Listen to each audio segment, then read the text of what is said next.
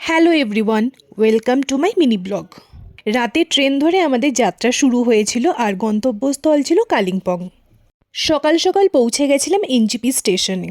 ঠান্ডা হাওয়া আর পাহাড়ের গন্ধ যেন আমাদের স্বাগত জানাচ্ছিল। সারা রাত ট্রেন জার্নি করে যদিও আমার মুখের অবস্থা পুরো কেলিয়ে কিন্তু এই ভিউ দেখার পর মনে হচ্ছিল আমার সমস্ত কষ্ট সার্থক হলো। হোটেলে চেক ইন করে ওয়েলকাম ড্রিঙ্ক নিয়ে চলে গেছিলাম রুমে।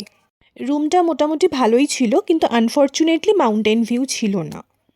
এরপর ফ্রেশ ট্রেশ হয়ে চলে গেছিলাম নিচে ব্রেকফাস্ট করতে। এই জায়গাটা ছিল হোটেলটার সিগনেচার প্লেস। ওই দেখো দূরে দেখা যাচ্ছে কাঞ্চনজঙ্ঘা। এরপর ব্রেকফাস্ট সেরে চলে গেছিলাম লোকাল সাইট সিনে, মানে ওই কাছাকাছি কিছু জায়গা যেটুকুনি পায়ে হেঁটে দেখা যায়। এই মেঘলা ওয়েদার আর পাহাড়, উফ, পুরো জমে ক্ষীর। এরপর চলে গেছিলাম লাঞ্চ করতে।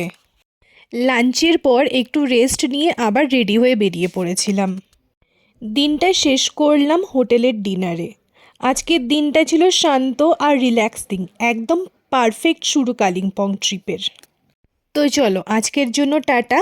আবার নতুন জায়গা, নতুন এক্সপিরিয়েন্স নিয়ে দেখা হবে কালকে।